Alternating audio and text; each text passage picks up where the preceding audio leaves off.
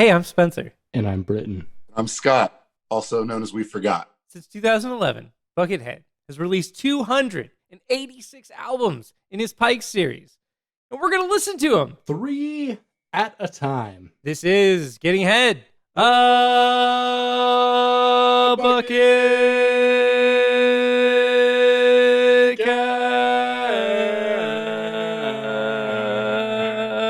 Bucketcast.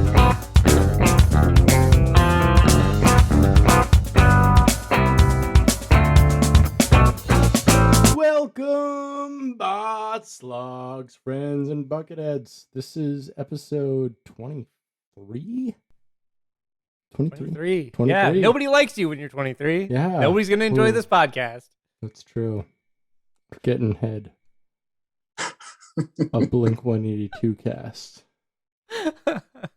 Man, imagine getting head while listening to this podcast. Let's hope no one's done that. Or, I mean, let's hope What they've about done to that. Buckethead? Oh, You yeah, think that I've gotten lots of head listening to Buckethead.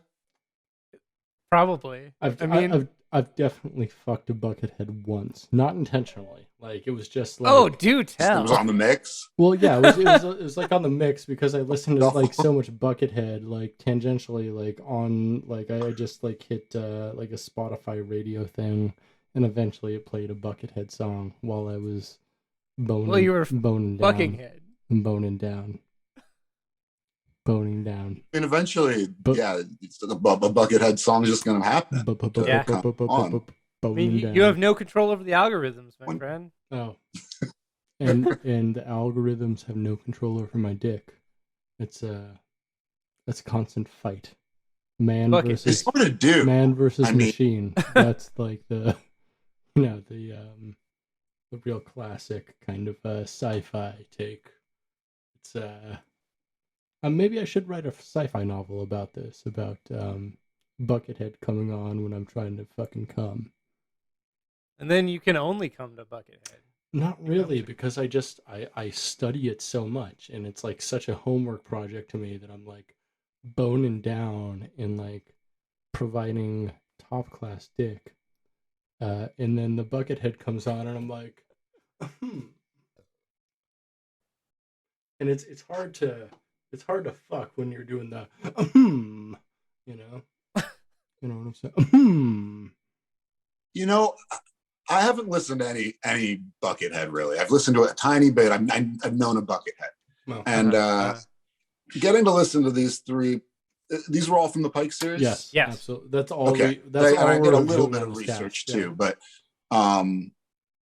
it was interesting to hear some of the different stuff that Buckethead has done. Like I just always really took him as being a bit more of the rock metal kind of bit, but He is, but some of these songs that got explored, especially in the assignments Yeah. Pike, Yep.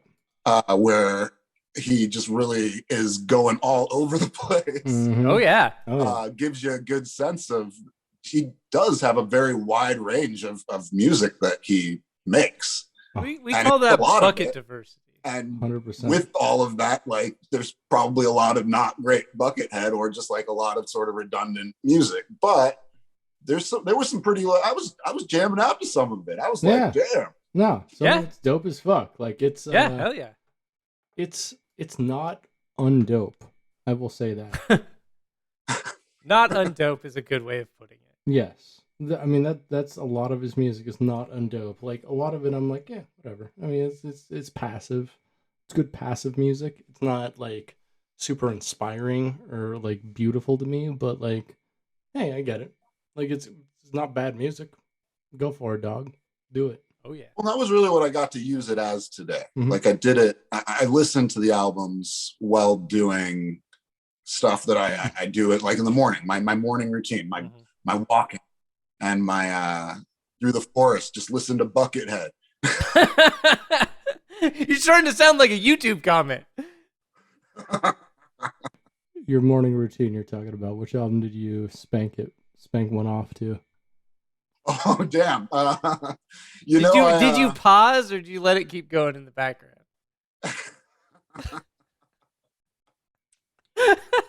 Damn. No, I was thinking about Buckethead, you know, like, Yeah. but You're thinking about what's under the bucket, right? Yeah, you know, right? Oh yeah. I wonder. I do. It's just I had to look that a up. big butthole. Just But no, but real I juicy yeah, butt. I went on a walk today while listening to Buckethead. Mm-hmm. A bucket I walk. walked through the forest, Yeah. and It's great. it was a great journey. Mm-hmm. I listened to oh god, which one was the first one that I listened to? It was Abandoned Slaughterhouse. the Categories of Whereness. Oh, you listened to that first. Mm-hmm. I did. It was because it was the one that I could find only on YouTube. Mm-hmm. I had trouble finding that one on Spotify, which is what I'm using right now. Right. So the other ones, yeah, you could find on Spotify. So yeah, and that's the thing I actually don't really tell our guests is where to find the music. They just have to find it themselves because it's scattered. Yeah. It's scattered No, and I as figured. fuck. I mean, it's great. We were back alive in the days of LimeWire. Oh yeah. Bear Share, Kazaa, Hell yeah, Napster. I mean, straight up, like the greatest like song sharing stuff at that point was like us providing each other with like either ripped CDs or like shitty flash drives that were like maybe 2 gigs max worth of fucking shit. Like, and we Lots of sharing. Yeah, we did a lot of sharing. You know, that opened up my mind. Mm-hmm. Like you giving me the like full Beatles discography, Brit. Yeah, really interesting. It was such a. I mean, I hate, like, you remember. Yeah, you didn't like the Beatles at all, and you were like, you should. I remember this. I remember when you were like, I'm gonna listen to the Beatles discography. I remember this. Yeah. And then you were like, we're talking about it for a while. There's honestly, in my opinion, there is a Beatles for almost everybody. I'd say for 90% of the population. Is honestly what I thought when I was on my walk today, listening to Buckethead. Yeah. I thought there is a Buckethead for everybody. Oh, big agree. Yeah. Not every single person, but like 90% of people. Like, I mean, you could find a groove that Bucketheads drop in. True. And get down on it. He drops a lot of fucking maybe grooves. You're right. Maybe there's, a percent of a person out there who just has no groove in them. But sometimes it gets down. He gets hard. Bucket goes hard. Mm-hmm. Bucket goes fast. Bucket goes slow. Bucket goes experimental. Mm-hmm. Yeah. He goes exactly like you want to take that dick, you know? Slow, fast, experimental, interesting, knows where the clit is, knows where the prostate is. That's all you need. That's all you need. Right there. You need. So, Britt, what's up with you? What you been doing? Since yesterday when we last talked. Yeah. Since yesterday. Oh, on this sacred day, on this sacred March 11th, the sacred 311 day. How are you doing? That's true. This is a 311 day, which is interesting because it's right after MAR 10, the Mario holiday. Mm-hmm. Britt, how many times have you come original today? I'm gonna say once. I've come 3 times today, but twice were very derivatively. Okay, but one was filled with originality. One was the one when I jerked off, like when I woke up. It was just like I was like, "Come original, you got to come original." Yeah, so like I fell asleep at probably like 1 a.m. last night, and then I woke up at like 6:30 a.m. today, and I took a fucking fat fucking dab, and I fucking jerked off, and just like fucking I don't know if I like stuck my finger straight up my ass, but I definitely like did the coaxing of the prostate. Y'all know? Sure. You know, as you do, as one does. Yeah. I mean, the prostate's a big thing, and I mean, I'll get to this later in our recommendation section, but like as you do, as you do, the prostate is important. That was a big plosive right there. The prostate is a plosive. Prostate is a plosive. Prostate That's the name is of a the plosive. episode. Yeah, let's cut that out of recording. Awesome. That's great. When was the last time you came original, Spencer? I come original every single day, Brit. Yeah, but like, tell me about it.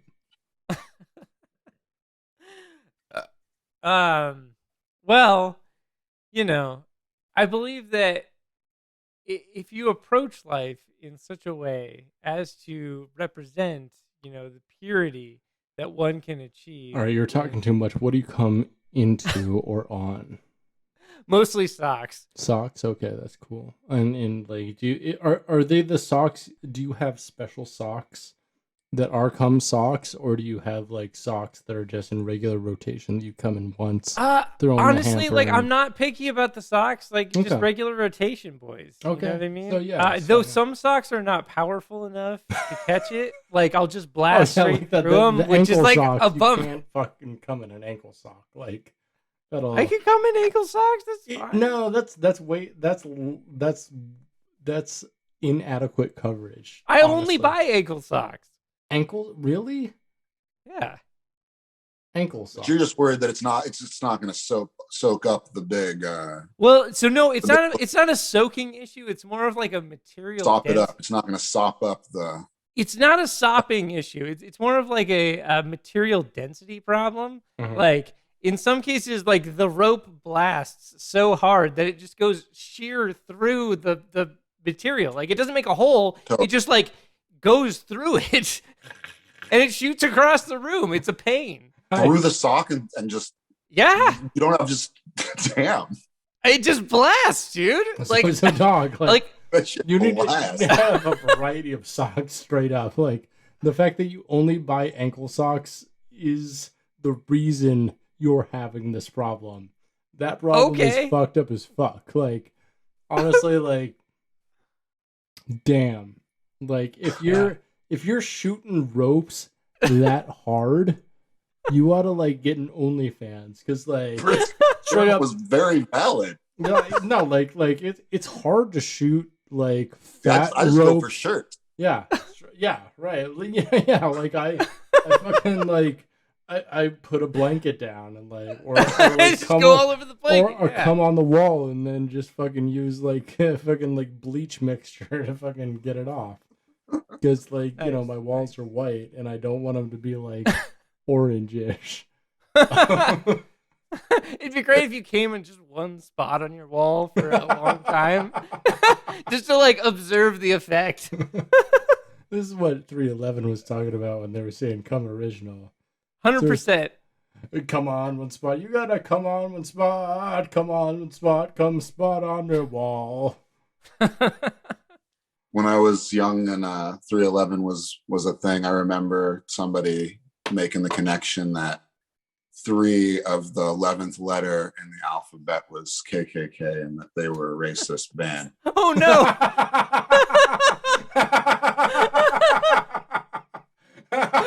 The things we're told when we're like in like elementary and middle school. That's amazing. That's really good. Wow. Fuck. Well, racist 311 aside. Yeah. Racist 311 aside. Dot. Oh shoot. What's that? Britt, can you hit us with a bucket fact? Bucket fact, bucket fact, bucket fact, bucket fact, bucket fact, bucket fact, bucket fact, bucket fact, bucket fact. According to several sources, the rarest and most sought after Buckethead album is Giant Robot NTT. Okay. Although seasoned bucket bots might be familiar with the 1994 album Giant Robot, that's not the album I'm talking about. It's actually a 1996 Japanese release of a 1991 Buckethead demo/EP called Giant Robot. There is no information about the Japanese record company that released the album, and it's generally understood that Buckethead probably released the album himself in Japan. Still, with only a few hundred copies ever produced, whenever the album comes up on eBay, it fetches several $100s, with the highest bids going for around $400 or $500 American dollars. Wow. It's a lot. It's $15 short, but 15 $15 short of $420, brah. Oh! 420.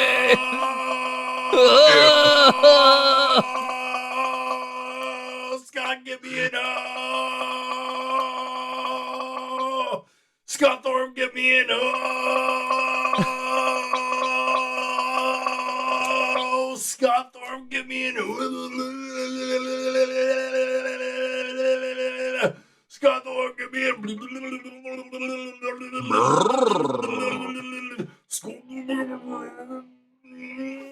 All right, we're done. This is a show for no one. Yeah. All right. We're done now. Podcast canceled. Oh.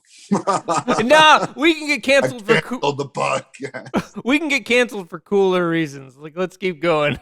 Bucket facts. So, anyways, we listened to 3 Buckethead albums. We absolutely did listen to 3 Pikes. Yeah. And these Pikes were all in order. Mm-hmm. Is that correct? That's Yes. correct. 67, 68. But and I didn't listen to them in order either. It's okay. Okay. What was the order? What was everybody's listening order? I listened to them in order: Pike 67, 68, and 69, respectively. Abandoned Slaughterhouse, and then Assignment 033/03, and then Pike 69, which was Category of Whereness. Actually, I take that back. I did actually listen to them in order this time. Mm-hmm. It was yesterday that I did not listen to them in order. Okay, well, yeah, we did another thing. So you listened to them in Abandoned Slaughterhouse, Assignment. So you two did both listen to them in order. I did, yeah, absolutely. Yeah. I always do. Oh, you said absolutely. That is your way. Mm-hmm. So I listened to them backward. So Category of Whereness, and then first, the Assignment, and then Abandoned Warehouse. Okay. And then Slaughterhouse. I can respect that order, to be honest. Yeah. Well, and again, like, and I talked about it a little bit, like when we first opened up this chat, and it was maybe before we were in this, but I listened to Categories or Category of Whereness on YouTube because it wasn't on Spotify where I was listening to it. So, but it was all like all of the songs were split into chapters, so I was able to tell where it was. It was marked. But yeah, it was really cool to listen to. Like I said, I got to listen to it while walking in the forest. And sounds like a bucket experience right there. Dude, it was like, so I started my walk and it was just like, it got so like, the energy was really good for the first walk with this Category of Whereness. And there was like this one where the drums really come in on, it's like maybe the second to last song started with an O. Yeah, numerous experiments. Fuck. Wait, sorry, hold on a second. Are we talking about Pike 67? 69. I was talking about 69. Well, we will because that was in the order that I... Let's start with 69, cool. Baby, because you know what? Before we get into Pike 69, we're going to talk about 69ing and our experiences with it. Sure. Let's go. My experience is like, hey, if you're with somebody that has like a similar proportions to you, it can be great. If they don't have similar proportions to you, it can be difficult. I don't know. At the same time, like with enough flexibility, if you're like both how do I put this? Horizontal on the bed and not vertical. Like you're not trying to like, make one person scrunch up at all, and you can both scrunch up a little. Like a lot can be done for a 69 position.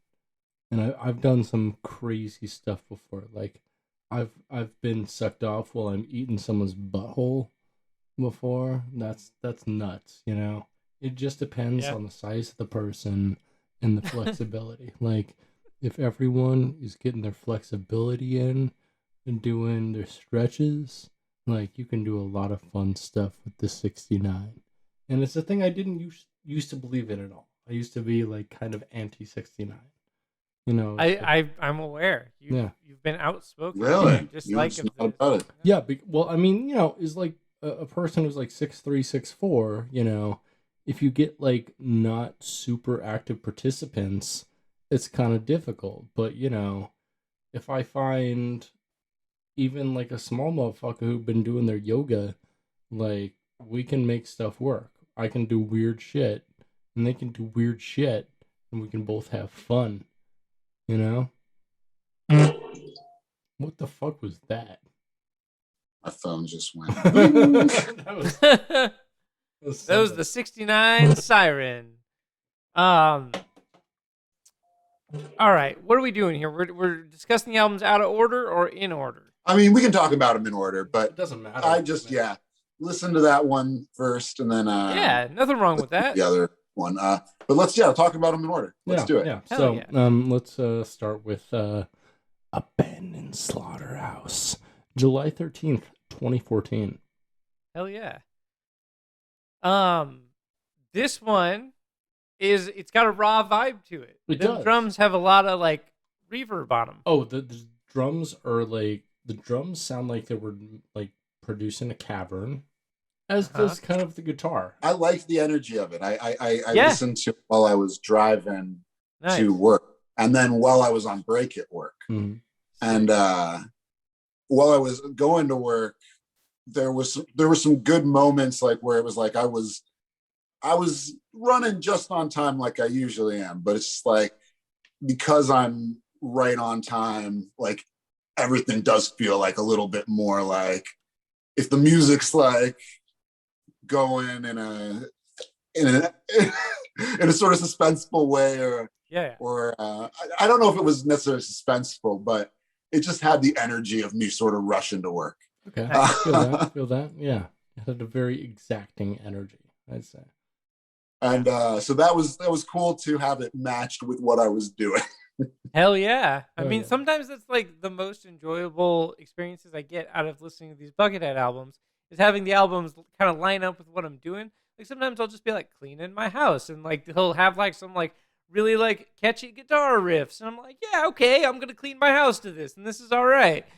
I feel like that's kind of where this music shines, right? Is being able to provide a soundtrack to something that you're doing. And I like the vibe of this one. The drums are a little industrial feeling. Like they're very simple, but like there's some like almost death metal vibes going on here and there. There's a lot of like double kicks. It's fun. It's fun. Yeah.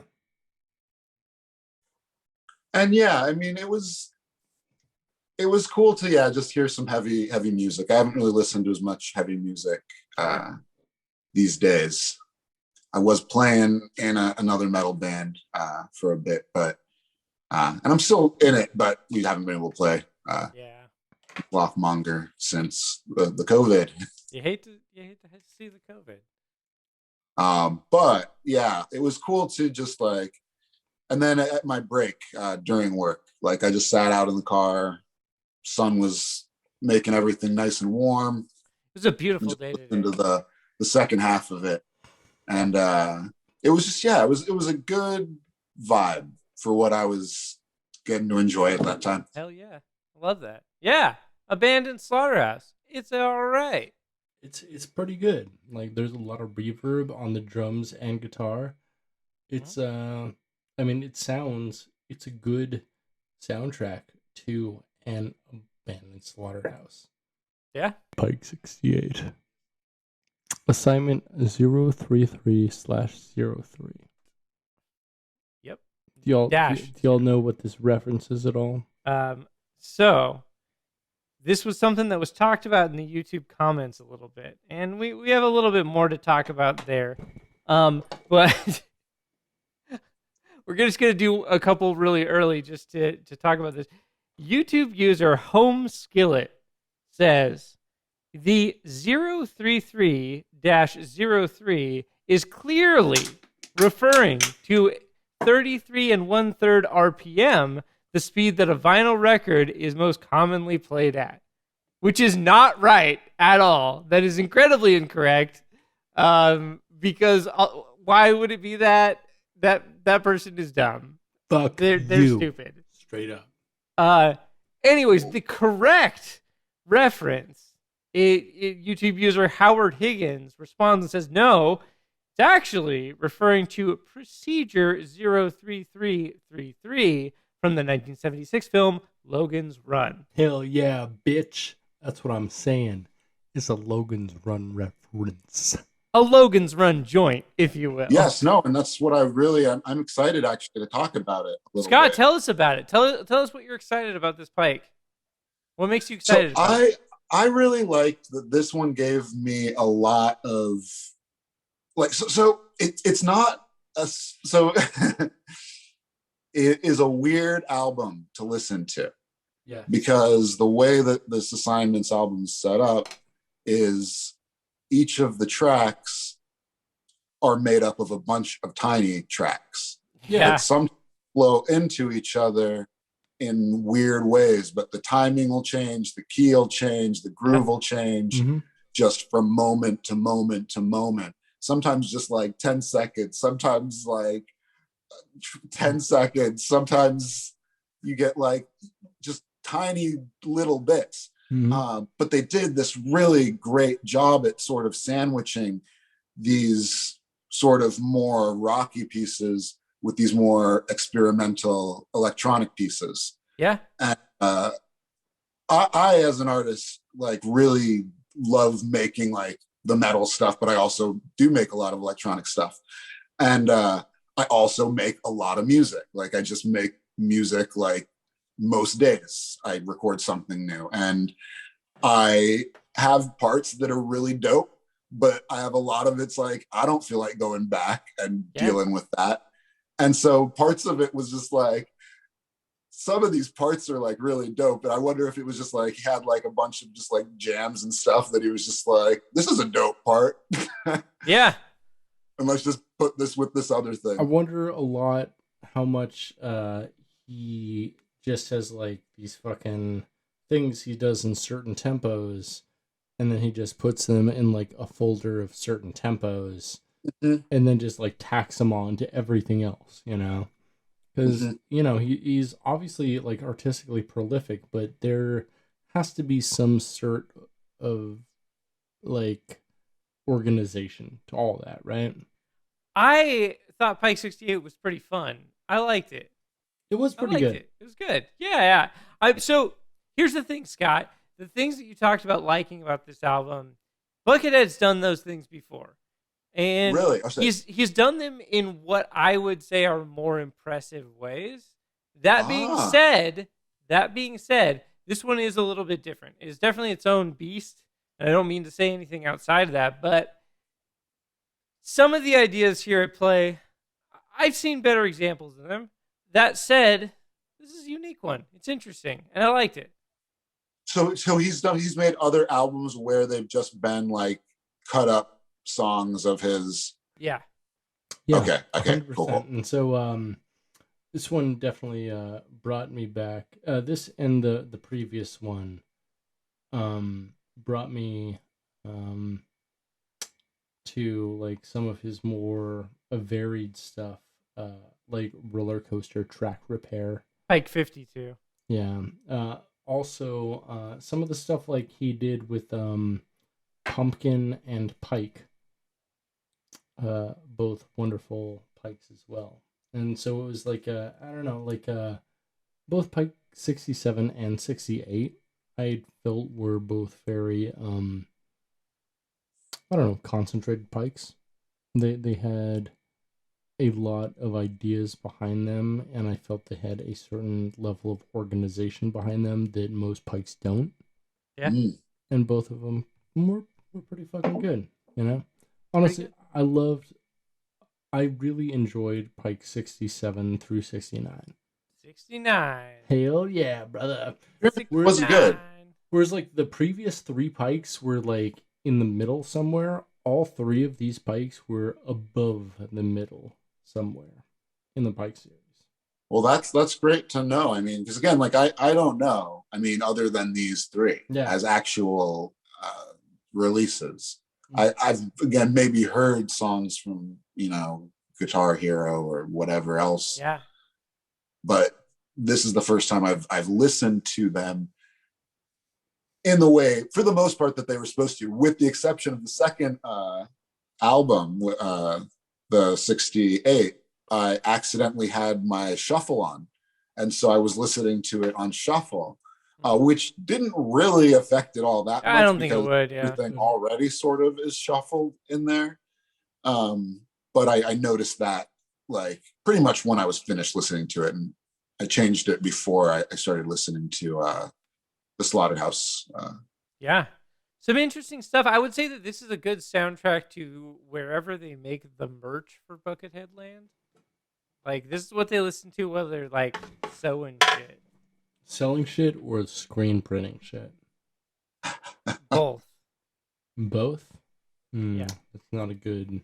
You gotta have some more separation there. Like, because the screen printing house... Do I have to gotta keep them separated?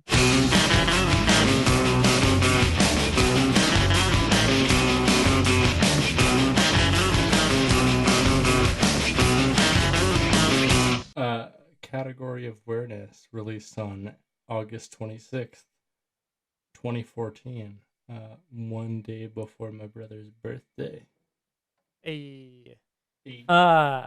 Nice. This one has real drums on it, I think. Yeah, I think at times, maybe. I don't know. And also, like, the bass on it is very, like, actually bass. Like, someone's actually playing bass on the whole thing. That. I don't know if it's Dan Monty or Buckethead, but, like, the bass on it is, like, prominent, and, like, the bass actually does things, which is a real departure from a lot of the Pikes so far. Like, the bass is as active as any of the other instruments, which is dope. There is some real active bass playing. That is something to be said. Yeah. Oh yeah. That's not common, what you've heard so far? Not really, no. It's uncommon.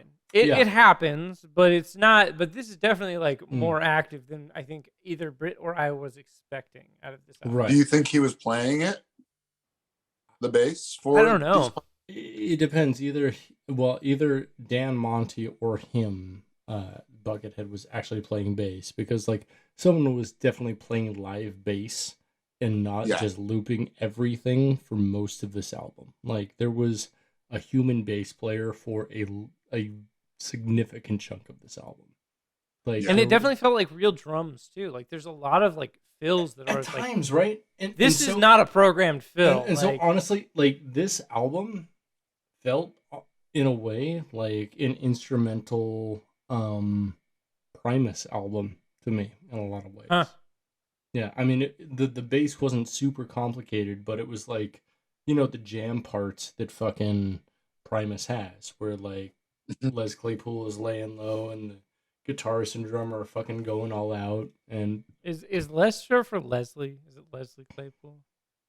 Probably, yeah. Yeah. Cool. Yeah. I feel that, yeah. When I started the walk, I really did get that Primus feel. God. And it did feel like a bit more organic, just the way that I experienced it. And like, there was this part that like the drums broke down in one of the songs, or just like it just broke down to drums, and it was just so. It really just had me in that moment. Just like I felt just really just energized in that moment. And it felt, very organic. Hell yeah. Hell yeah. Hell yeah. Hell yeah. What was the next thing you came inside after you listened to this album? Wait, what? What was the next thing you came inside of after you listened to this album? I have not come inside of anything. Really? Since you listened to this album? Dog. Do we want to take like a 15-minute break so you can... Whoa, hold up. Hold up. Are we drinking the exact same thing right now, bro? Mango. Bubbly? Hell yeah, dog. The mango. Yeah. Hell yeah. Cheers, dog. Feel left out. Well, maybe you should have a fucking mango bubbly, you bitch. Yeah, I am a bitch. You are a bitch. I buy I buy all the bubbly waters. I mean, they're really good. I do like bubbly a lot. Bubbly have you tried their ginger peach? I've tried their peach. I've not tried their ginger. Ginger peach is brand new. Holy shit, really that good. shit is next level. Yeah. My roommates just got a bunch of the new like caffeinated bubbly. I'm not a huge fan, honestly. I mean, it's all caffeinated, which is like, I don't need that as much. Right, no, I mean, I drink my coffee in the morning. I don't mind caffeine. I just don't like to have it in every single thing. I like to like measure my caffeine, like, and I don't want it to be like my shit throughout the day or whatever. No, totally, because it's like, I don't know. I want it to work when I use it. Yeah. But yeah, so and I don't want to be like, you gotta check out headachy and all that shit. Yeah, if you can find that ginger peach shit, it's no caffeine, and it's I'll try it's the best motherfucking bubbly. That's so goddamn good. Damn. So goddamn good. So good. Spenser. Yeah, buddy. Hoops dupes, where you scoops? I be scooping. You be scooping where at? All over the place, dude. Tell me. Anyways, Pike 69's pretty good. 69, dude. I liked it. I thought it was cool. It was fun to hear real drums. There's a lot of like rototom type fills in this thing. Right. So I was like, I'm about that life. About that rototom life.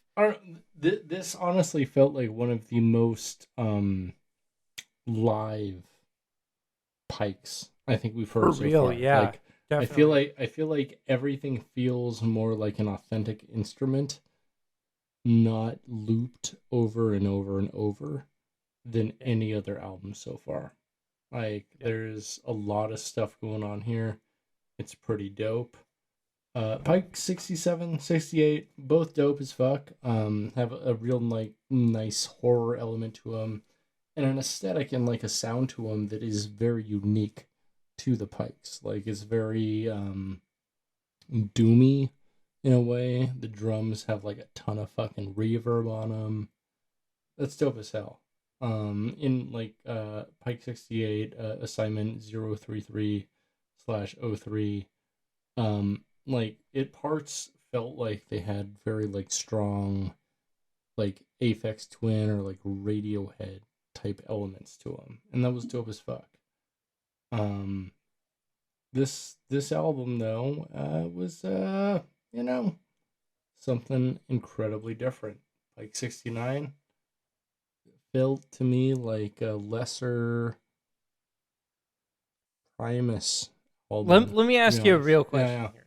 Let me ask you the real question. What is it? Both of you to answer What's the big one? This is, do you feel this album lives up to the number 69? It's not. I mean, it's not like 69 in a ween type of way. I think it's definitely. God damn it! My neighbor's taking a fucking dump again. You hear this shit? Again, we never hear it. I hear this shit. This motherfucking neighbor's taking a fucking fat ass dump, and their fucking fans on, and it's goddamn bullshit, and it's like bothering me. Yeah. But Category of Whereness, like bass, drums, guitar, all feel authentic. Even though I know a lot of the drums are definitely, like programmed. It still feels like something that's kind of real, which is dope. And that was, I felt that too. Like, I felt like there were still elements that were like, this is looped still, or this is, but it did have enough organic pieces and parts that made it feel fresh. And the flow of it felt good. Yeah. Absolutely. I would agree. This is a good soundtrack to whatever Buckethead Land's equivalent of Guitar Center would be. Okay. I kind of feel that. I mean, it's very like primacy. So I guess I get that because it's like Primus is like, Guitar Center music. Yeah, it's like the one guy who's like playing bass at Guitar Center who actually knows how to play bass, and the 4 guitarists around him who are just doing like. Yeah, no, I feel that, especially like being that bassist in several Guitar Centers before. Oh yeah, like just like laying down a fucking heavy groove, and then like 4 dudes who don't know what the fuck they're doing, like just like trying to do stuff around what you're doing, and you're like, no, thank you, Aurora, Colorado. Excellent. Well, that's the thing. The Pikes, we listen to them. So we up next. What's up next? You tell me, Britt. I don't know. Tell us. Show us. Statements from the Bucket Boy. Welcome all. I love it. To Statements from the Bucket Void. Scott, Statements from the Bucket Void is a segment on the show where we shine a light into those dark recesses of the internet, those sordid places where comments are left. We look at them, we read them, we talk about them, we experience the things that people want to put out there that maybe nobody else is talking about. It's the holes of the internet. Yeah, we're on record as big fans of holes. So E-holes, if you will. All right. Here we are. We're here to talk about it. We're gonna get things going here with a statement here from YouTube user Lop Quan Lai, who says, "Imagine him weeping behind the mask when doing the solo." So, I mean, do you think he has any moisture protection under the mask, or do you think? I honestly think he's like so well into the spectrum that he really does not weep when he's playing music live ever. You don't think like maybe like he had something really bad happen and he had to play the show, like he just didn't have a choice, or like his girlfriend or boyfriend left him? No. And he just was thinking about the song that he made for them. Nope. Well, played it, but he had to play it. No. No, it just never happened. It's not happening. I don't think so. I guess. I mean, yeah, it would. I've never like gotten like really like emotional on stage in that way. Yeah. Yeah. I mean, yeah. Totally. Music can be emotional though. It can be emotional. So this is the comment of Buckethead. You just find comments about Buckethead. It's statements from the Bucket Void, right? The Bucket Void is large and deep and filled with wonder. Anyways, YouTube user Diego Ezequiel Mendoza says, "Thank you, Nancy York Carroll, for giving us Buckethead." But wait. Yeah. YouTube user J Ray responds, says, "Maybe give Dad's quote unquote load some credit." Ellipses. Wait, Dad. I'm sorry. Okay, let me read that again. Maybe Sorry. give Dad's load some credit. Maybe give Dad's like his sperm. Yeah, like his load of sperm? semen, his big fat ropes of jizz. He's saying, hey, you can thank Buckethead's mom for bringing him into this equation, but don't forget that jizz that his dad sprayed all up in that mom. You know, you can never forget the jizz. Like, every day I wake up and, like, I sit at the foot of my bed on bended knee and I think certain things. And the first one of those things is my dad's jizz.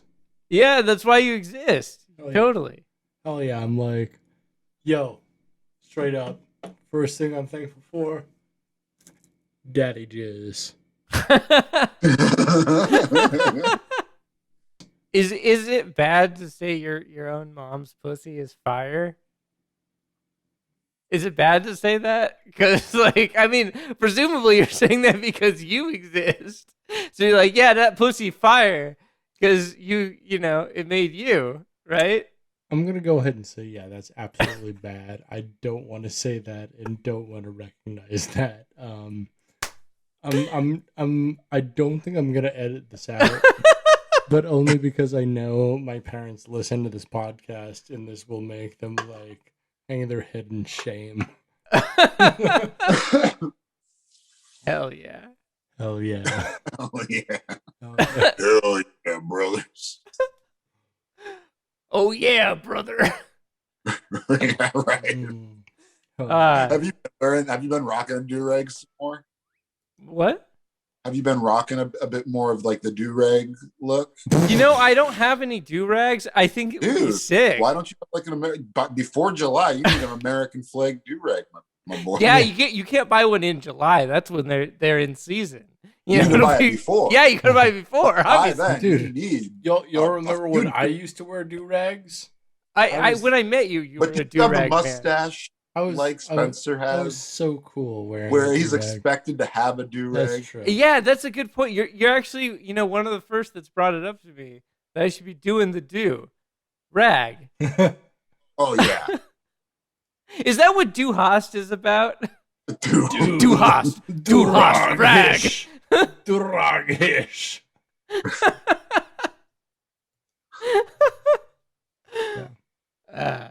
Excellent. So what are some other crazy things that people have We'll get there. YouTube user The Riff says, I take back everything I said about Buckethead. This is full of emotion and legendary composition. What album was this for? I don't remember, actually. Really? Yes. Well. Anyways, a response to that comment. I'm not going to read this name because I can't pronounce it. This user says, no forgiveness for the likes of you. Oh, yeah. You know what? No forgiveness for the unbelievers. I think we should have a Crusades based on the music of Buckethead. Sure, what are we crusading? Who are we crusading against? Those who are against the music of Buckethead. Like, literally just the people who have YouTube comments that are just like, I don't really get Buckethead. We're just going to go to their house and either, like, torture them until they're like, I love Buckethead, or just kill them. Yeah. And then great. take their house.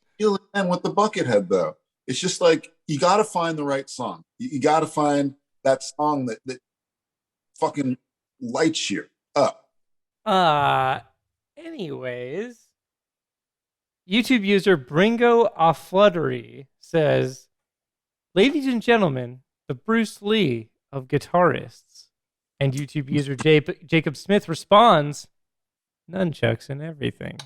Which I hadn't thought about that connection, the nunchuck connection, which is why I bring attention to this. I like that Buckethead's into nunchucks. It inspires the inner 13-year-old boy inside me. It's fair, yeah. I'm gonna I feel like I read that he does dance around with nunchucks. Something. Have either of you ever owned nunchucks? Yeah, Bert's definitely, and I've played with. Oh yeah, Britt, you've definitely had nunchucks. Calling me out, Scott. Interesting. I've owned. I mean, we had all kinds of great gear. I've owned 2 pairs of nunchucks, like one actual pair and one pair that was just like a movie prop that we used in a movie that we did together. It was like an early ninja, like a ninja movie for school. That was like largely based on Ninja 3: The Domination, but in a very shitty way. We even had some Street Fighter kind of references and stuff. Oh, 100. It was good. I mean, it was terrible. Lots of bad it was fighting, terrible, but it was good. Yeah, it was fun. It was fun to make. And the teachers were like, "What? Wait, what did we just watch?" But they still gave us an A.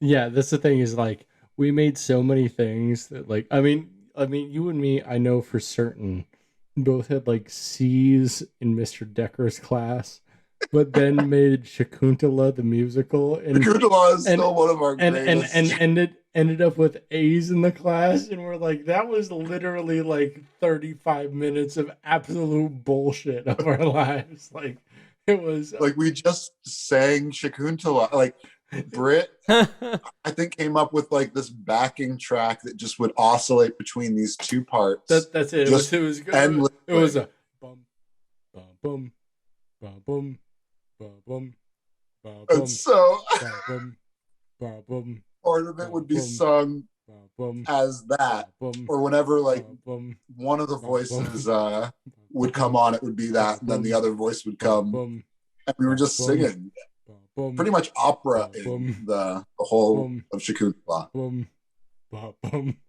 35 minutes like that. And our teacher probably listened to it all. He probably loved it. We can only hope.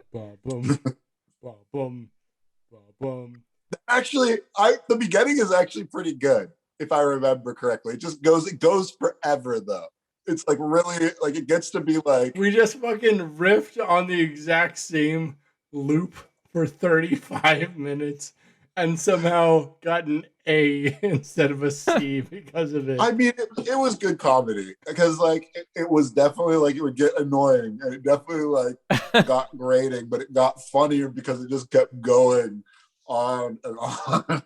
On another episode of This Never Happened, a YouTube user, Black Pawn, says, "Fun fact, I discovered Buckethead by recommendation of my psychiatrist. No. He had very good tastes." That's fuck that. Hold on. We also listened to some Nick Drake albums in therapy. Now that last part I almost kind of believe, but No. I don't believe it. No, like imagine your therapist being like, "Hey, so you're suicidal. Let's listen to a guy who did kill himself, who was really accomplished.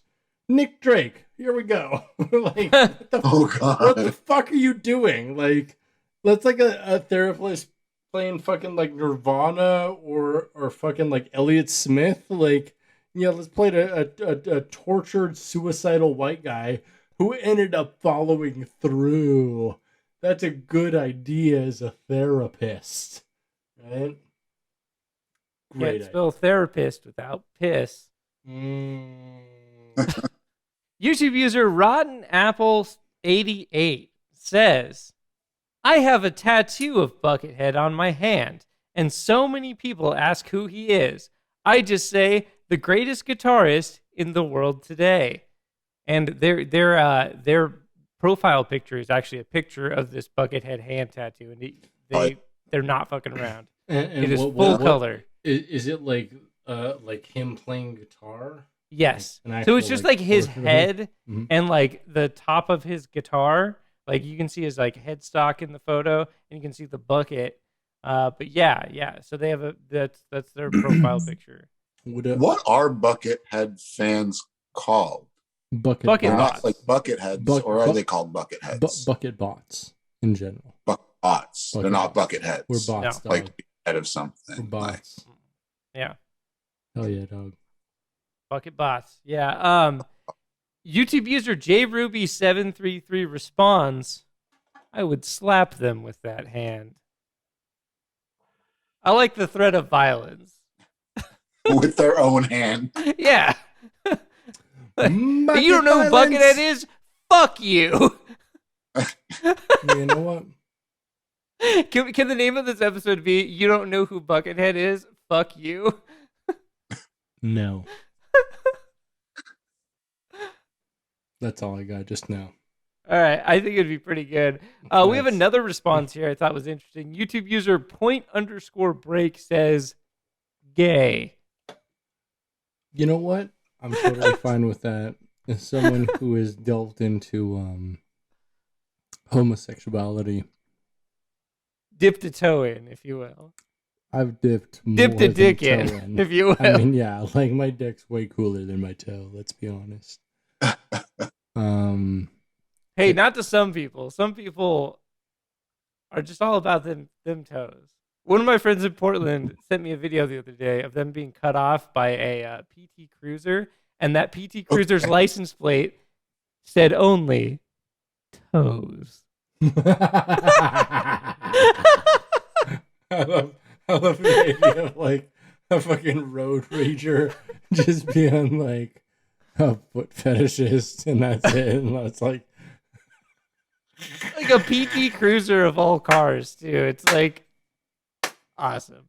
That's so sick, dude. That's the most new metal thing I've heard all year. It's like being cut off by a PT Cruiser with the license plate toes. That shit is straight up fucking Godsmack. Right? You're Godsmack! I'm not the one who licks on the toes when I feel the snake bite into my bones. Am I right?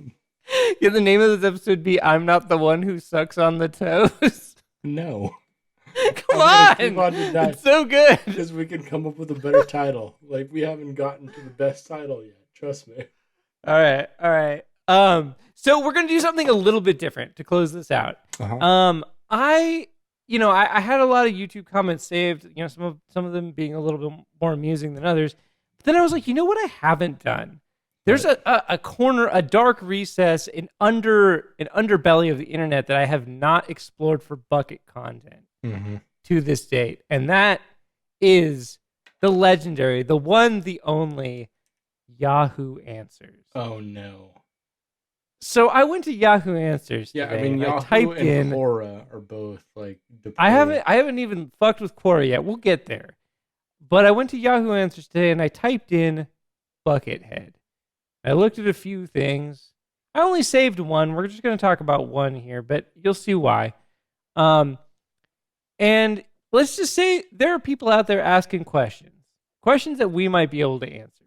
So the one we're going to talk about today, the question's title is Slash versus Buckethead versus Tom Morello. Oh, interesting. So the content of the question is this. Slash is insanely good. Insanely is spelled incorrectly. Well, Buckethead plays some impossible music. And Tom Morello really knows how to work a guitar. I like that's all they could say about Tom Morello. Yep. But a three-way guitar battle, who would win? Three? Wait. I'm sorry. Wait. I know. I have a lot of questions too. What is a guitar person? battle? What is a three-way guitar battle? Yeah. I mean, I'm all into three ways, but like. Okay. That's great. Yep. Yeah. So asking the real questions here. I mean, let's be real. Let's be honest. Tom Morello has no place on this list. Yeah. Why the fuck is he on there? Like, they should have the guy from Godsmack. I mean, Rage Against the Machine is just communist Limp Bizkit. So, like, I mean, look, no, they're any like, of them they're as like prolific they're DSA Limp Bizkit. They're not Buckethead. communist Limp Bizkit at all. Like, they don't really believe in communist ideals. Like, oh, I know. No, they're DSA. They're Limp Bizkit with a fucking like that rose emoji at the end of their fucking Twitter. Fucking, that's Nice. all they are. That's all they are. Nice. Yeah. I mean, so what is Slash as a guitar player is known for Guns N' Roses. Yes. And he's good at guitar, Good at but he guitar. has his style. He's not like that great though, No, right? no. Hey, I mean, just, like, he's good.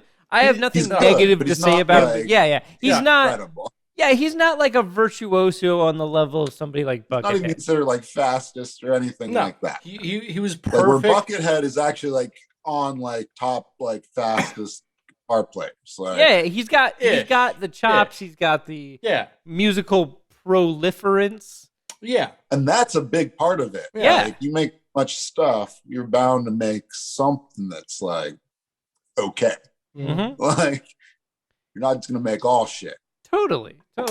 So there were a lot of responses to this question. The favorited comment by the user was about how Buckethead is the best one, which I would agree with in this circumstance. In the But three-way in the three-way battle, which I still don't understand, that's a thing that's talked about a lot. It's just a musical battle, or I would guess there be other parts of it? Would it be like a pageant? That's cool. Like, I like the idea of them like fighting to the death, and even in that circumstance, I think that Buckethead is probably the guy that's going to win because he's got the longest reach. I mean, he's enormous. Be that, though, or would it be different? I'm sorry. Parts? I'm sorry. You're saying it's a three-way battle between him, Slash, and who else?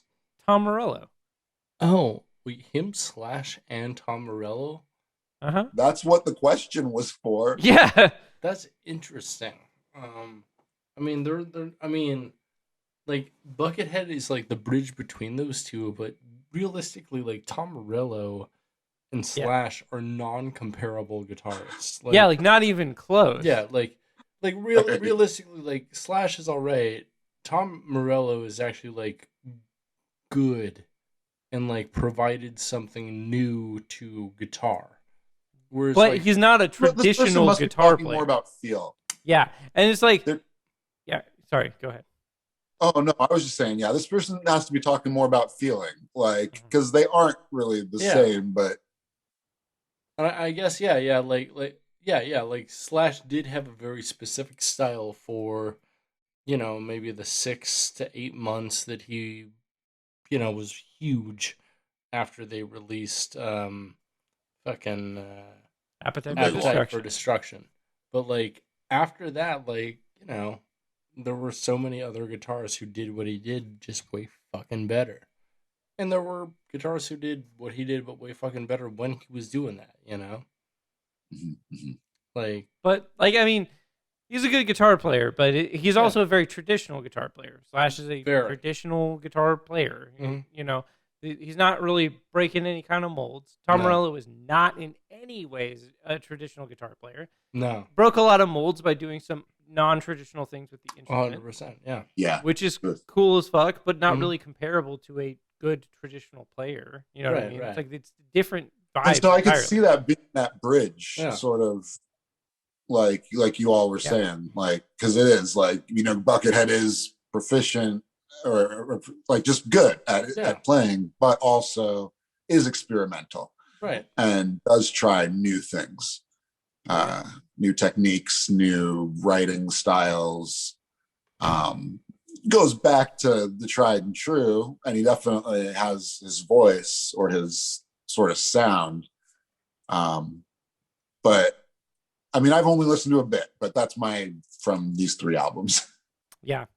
So YouTube user I apologize. Yahoo Answers user Jake L responds and says, quote, Zakk Wylde or Eddie Van Halen would come and blow all 3 out of the water. Then Tony Iommi would come and join him and show him what real guitar players are all about. And this is why I hated being a metalhead. Honestly, is people would just like bring up like just this random like, yeah, but this person's better than this person. I'm like, yeah, but they don't even like play kind of even the same type of music, Oh yeah, yeah. It's like I would never like Manowar. Let's do Al Di Meola. Exactly. Yeah, like I would never get Scatman John in there. And that's the thing is like Scatman John is way better at scat than Al Di Meola. I'm never gonna. Well, we don't know. At King Diamond. We'll throw King Diamond. God, I would love to hear King Diamond do scat. Let's be honest. Yes. Somewhere in the middle of all of if that. We could all hear like King Diamond cover a Scatman John album, we all know that would like make our lives complete, right? That would be that's so all we incredible. really want in life is like, King Diamond to fucking like falsetto his shit all over a Scatman John / Mambo number 5. Falsetto Scatman John would be pretty, like some power metal Scatman John would Yeah. That's what I'm saying, dude. That's all I want out of I want Mambo number 666. Mm. That's what I want. 666. Mambo number 420. Mambo number 69. Mambo number 311. Hey! Gotta come original. All entertainers come original. By the way, that's the name of the episode. Mambo number 311. No. Fuck you. I'm calling it. No. You have never typed in the name of one of these episodes, so you don't get to determine it. All right. Well, you know what? My joke style determines my death style. Oh, Metallica. Yeah, Metallica. Metallic A. Metallica A. Shut up. I hate that you know that reference is hard. I don't. Well, my friends, this has been a lot of fun. Yeah. Hey, Scott, where can we follow you on the internet? Oh, yeah. Yeah. So, you got anything you want to pitch? Pitch your stuff. Totally. Cool. Thanks. Yeah. So, my name's Scott. I also go by We Forgot. And I'm on Instagram at We Forgot. I'm on SoundCloud. I have a massive collection of music. And then even more on Bandcamp. Like, I did a lot of, like, I had this whole moment where I was making these tracks 5 minutes in reason. I would just try to, like, make a song as quickly as I could in 5 minutes. And I have a lot of those, and that was like from like 5 years ago, but I have like lots of these like challenges and projects that I do music wise where they span a lot of different genres, but they're all like sort of like not super polished and more sort of, my SoundCloud's a bit more of like a musical journal.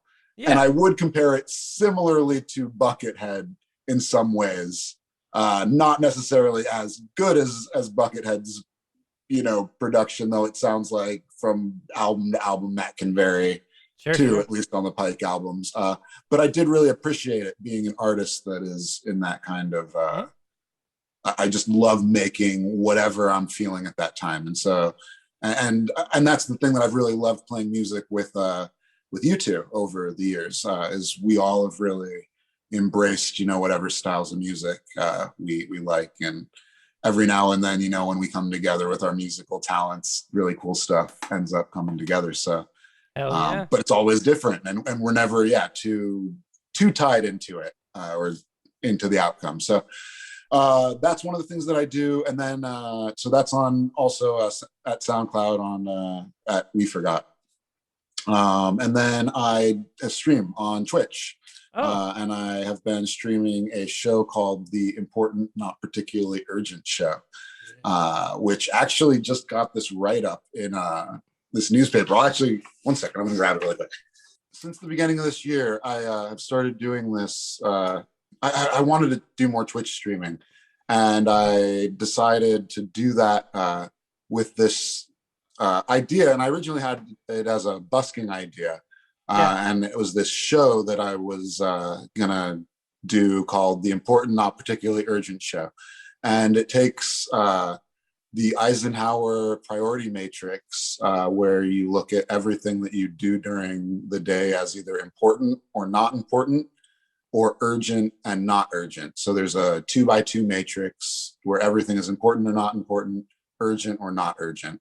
And, you know, you look at that, and there are, you know, things that are important and urgent that happen every day. Like that's meetings, it's work, it's like you got to do it. Going to the bathroom, personal emergency. And then we do like lots of things that are not important and not urgent every day. When there's nothing better to do, like we scroll through our, you know, phone for hours and just do whatever. Mm-hmm.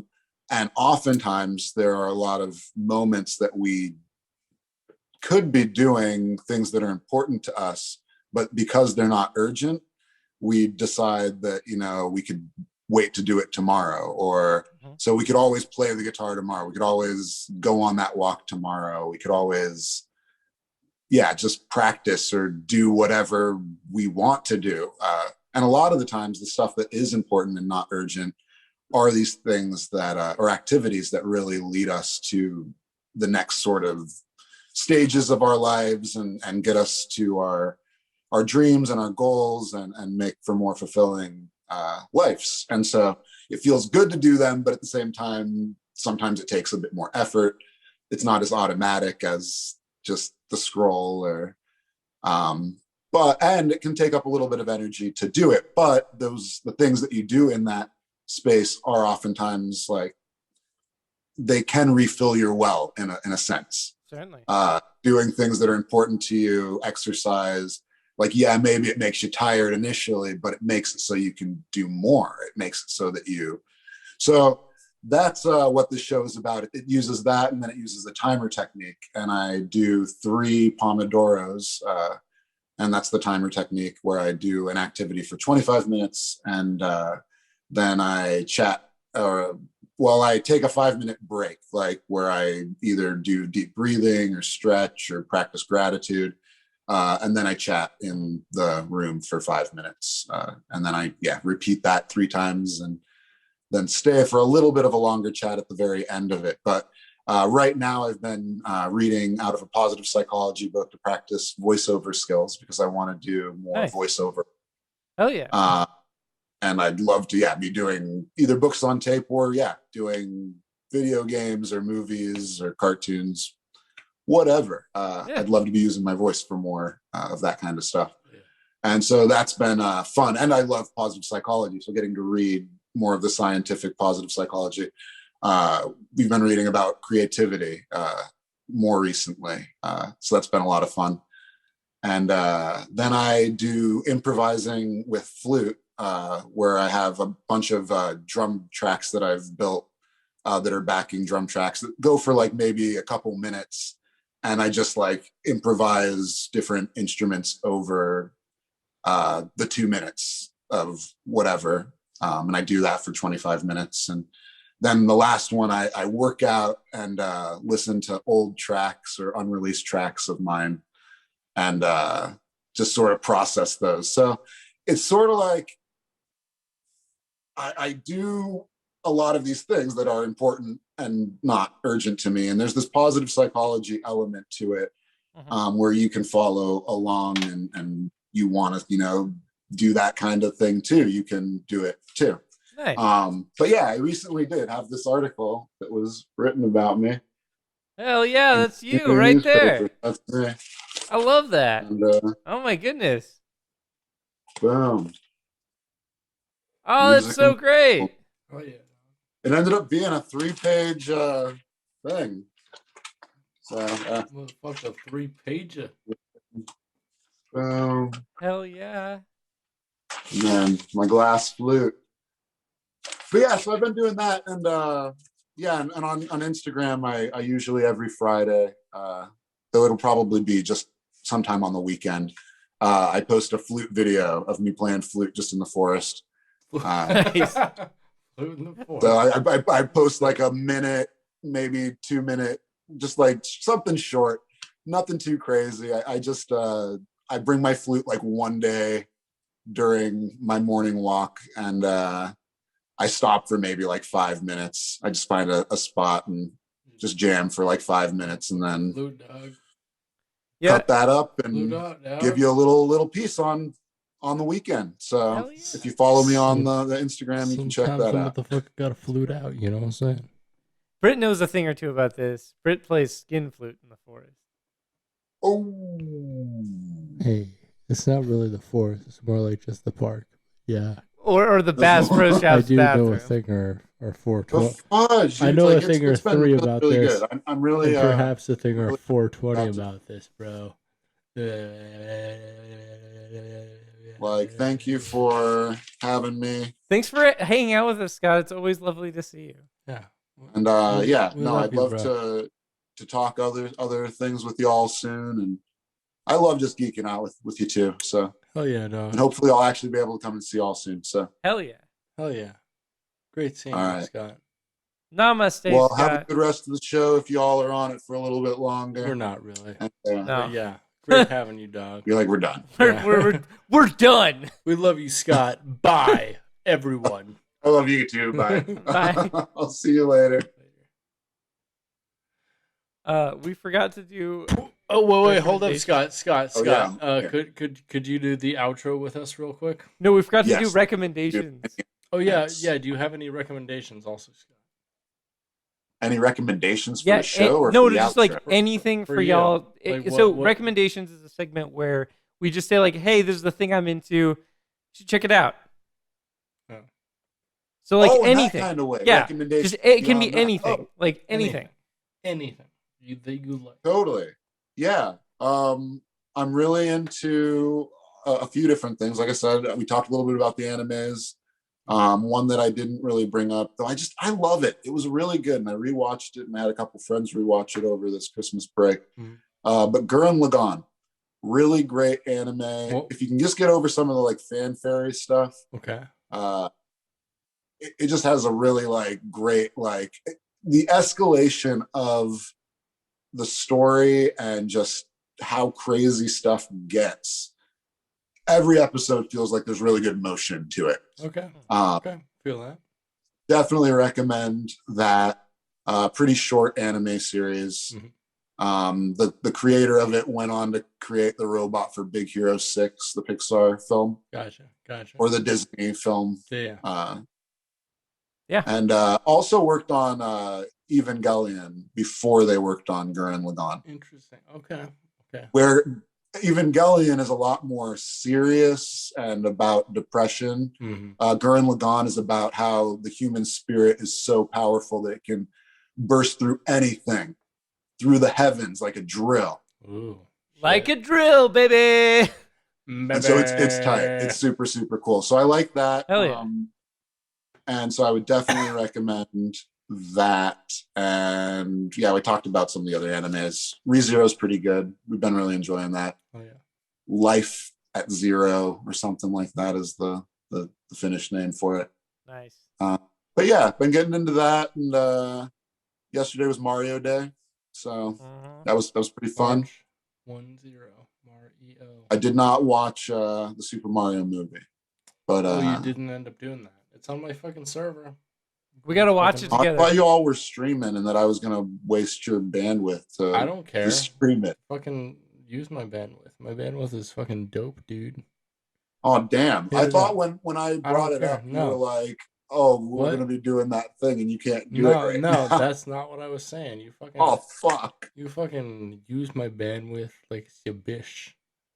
Damn. Well, I should have done it. It's a bandwidth. But that's all bish. good. It's all good. It's all good. It was. I'm sorry, dog. You should hit it up now. It's beautiful. Do a I mean, I can hit it up now. I gotta instead definitely of doing like, a Mario Day, do a Mario. Dude, what about a Mario? But Lopez I'd love to Day? meet you with you too soon. Like, and now that I know that, that you both are able to. I mean, tomorrow to we could do more a Mario's Day. Well, you're getting ready to go back to part time, Spence. Yeah, no, I work full time. Yeah, but You're back full. But Yeah. when do you start again? Saturday. Saturday. Okay. Okay. And full time is 4 or 5 days, Spencer. 5 days, dude. 5 days. I'm 5 right now too. What are your hours? It depends. It's different every week, but it's just like a 9-hour shifts. 9-hour shifts. Fuck, I'm getting that too. Yeah. I'm Sucks. working a lot. now. Yeah, sucks. And it sucks. Like the job that I left, I was getting paid and I just went to it. Like there were some stressful, like sort of elements about it. Like I liked it for certain bits, but there were certain parts that weren't really resonating with who I was really wanting to be. And I just been there for like 5 years. So I was ready to do something different. But the job that ended up opening up, they ended up lowballing me, and I make like a little bit above minimum wage. They weren't even really willing to like really meet me at Seattle minimum wage. Damn, So I'm getting $14 an hour, which really sucks. Dude, that sucks. I'm sorry, man. So I know that it'll be just like for a moment. Like I was getting paid like $20 an hour at the other job. So like I was manager there. There was like, I left on good terms. So like, honestly, I'm staying at this job right now because I'll get a free glasses prescription and get lenses that cost, or I'll get frames that cost, and I'll get lenses for free. And and I get that after working there for 3 months. Nice. So that'll be nice to be able to get glasses because I have not gotten those. Yeah. Oh yeah. But eventually I want to be doing something that I resonate a little bit more with, or I make more money with. And if they're not going to like pay me better than that. Yeah, you gotta come in the world's butt. Boom. Is that your But recommendation? I know that full time. And now you're like, you flipped. Now you're the one. I'm the one who's not coming in the world's butt. Yeah, this is about right. You're the one who does not come in the world's butt. Do you, so I have traditional weekends off now. Yeah. And you have all days off Yeah. for the moment. Essentially, yes. And then Spenser, when you said you never know. My days off are always Thursday, Friday. Okay. Yeah. Scott, Well, I get off earlier now than I did at the other job. I'm always off at 5, or I'm always off by 4. Well, 4:30 is when I get off. I'm off by 5. There you go. Makes sense. I mean, I can usually. They seem pretty all right with me. Pretty much just like clocking out and just like peacing out at 4:30. Nice. Hell yeah. I come as the early shift. I come at 7:30. So that's pretty early. Come at least 3 times a day in the restroom. So I'm stoked for when the sun comes back and all of that. But I'll have a lot of time to do stuff in afternoons and stuff. So hell yeah. I'd love to collab and do more stuff with y'all. Let's do it. Let's make it happen. Yeah. Well, I love y'all, and I got to get to bed because I got to wake up tomorrow to do that 7:30 thing. Hey, this has been Britain. And this has been Spenser. And this has been Scott. You've been listening to Gettin' Head, a Bucketcast. Stay greasy, Bucketheads. Namaste.